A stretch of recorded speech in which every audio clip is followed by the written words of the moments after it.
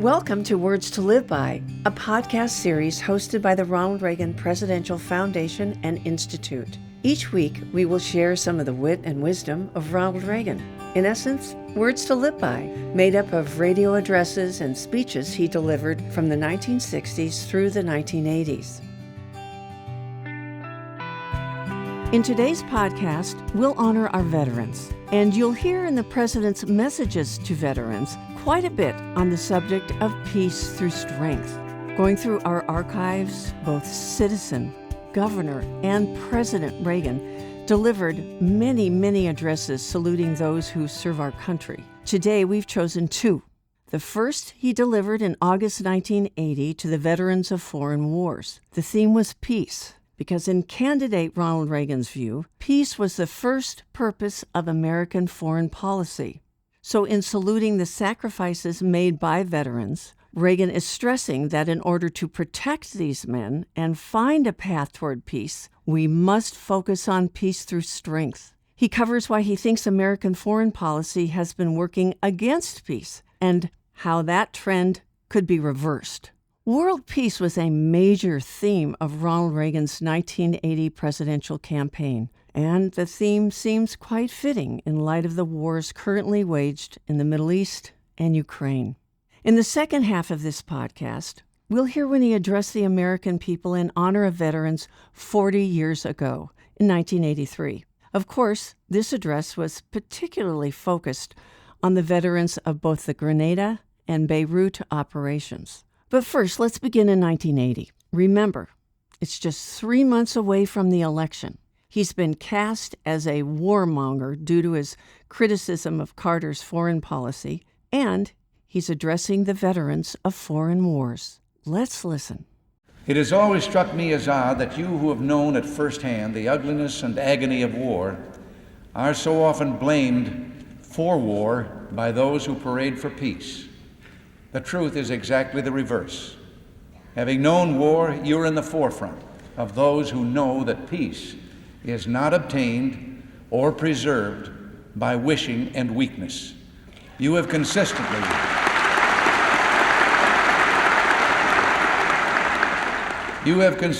urged maintenance of a defense capability that provides a margin of safety for America. Today, that margin is disappearing. But because of your support for military preparedness, there are those who equate that with being militant and desirous of war. Well, the great American humorist Will Rogers some years ago had an answer for those who believed that strength invited war. He said, "I've never seen anyone insult Jack Dempsey."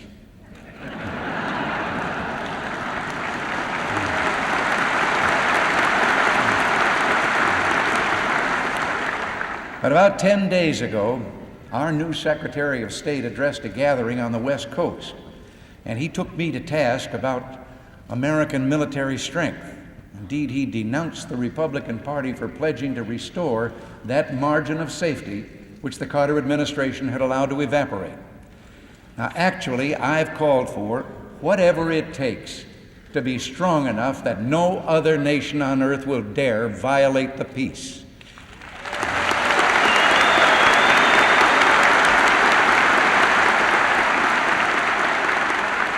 Now, this is what we mean by superiority, nothing more, nothing less. The American people expect that the nation will remain secure. They have a right to security, and we have an obligation to provide it. But Mr. Muskie was downright angry. He charged that such a policy would lead to an all-out arms race. Well, I have a message for him, one which he ignored for years as a senator when he consistently voted against a strong national defense. We're already in an arms race, but only the Soviets are racing.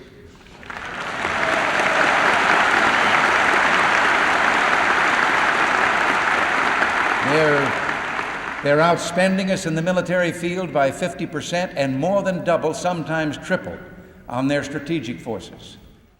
At this point, the candidate segued into specific examples of Soviet spending and aggression, i.e., the Brezhnev Doctrine, as it's known. But then Reagan gets right back to his point. Let's listen. Clearly, world peace must be our number one priority.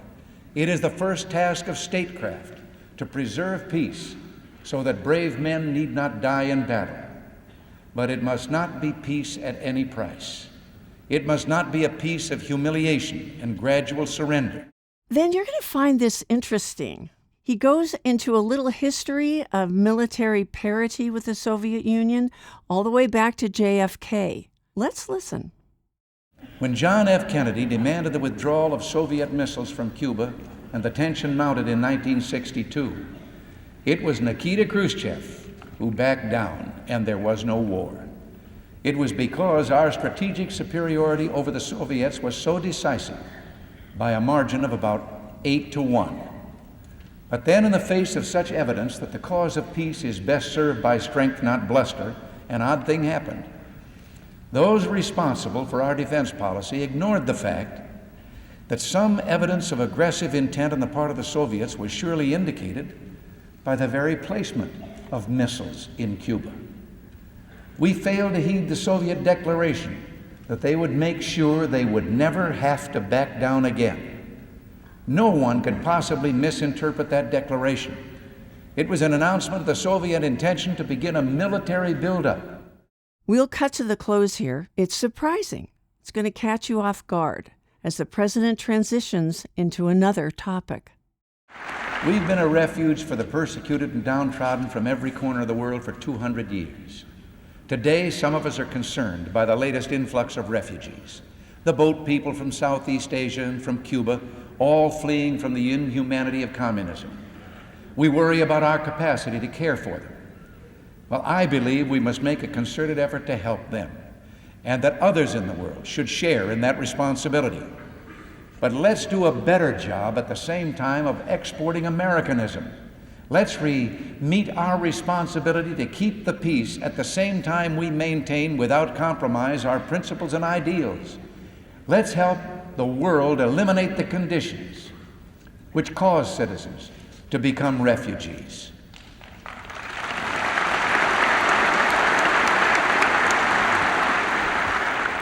I believe it is our preordained destiny to show all mankind that they too can be free without having to leave their native shore. More about President Reagan's words on Veterans Day right after this message. The Ronald Reagan Presidential Foundation is the nonprofit organization created by President Reagan himself, and specifically charged by him with continuing his legacy and sharing his principles: individual liberty, economic opportunity, global democracy, and national pride. We must remain vigilant and work together to share these conservative principles with younger generations. Your role is critical to move our mission forward. Thank you for your continued support. Please visit reaganfoundation.org/give. That's reaganfoundation.org/give. Now, back to the story. In 1983, after the bombing of the Marine barracks in Beirut and following the Grenada rescue, the president drafted some particularly touching words to honor not only the sacrifice of the living, but to honor those who paid the ultimate sacrifice. You'll also hear two important things. First, a little history of Veterans Day, and a very touching story about a wounded soldier hospitalized who just received the Purple Heart. Let's listen. My fellow Americans, next Friday, November 11th, we'll celebrate Veterans Day, the day America sets aside to honor millions of our finest heroes. They are the men and women who defend our country and preserve our peace and freedom. This Veterans Day offers more reason than ever to think about what these special people mean to America. Our most recent heroes, those still serving and those who have just come back from Beirut and Grenada, carried on with the same dedication and valor as their colleagues before them. If we remember that their dedicated service is in defense of our freedom, and if we understand that they put their lives on the line so we might enjoy justice and liberty, then their sacrifices will not be in vain. This is our obligation, and this has been the spirit of Veterans Day from the beginning. Veterans Day was originally called Armistice Day. It was first celebrated in 1919, the year we commemorated the armistice ending a war that was to have ended all wars. 2 years later, a solemn ceremony was held in Chalon-sur-Marne, a town in northeastern France. The ceremony would have deep meaning for America. The remains of 4 unknown American soldiers had been brought to the town square from 4 American military cemeteries in France.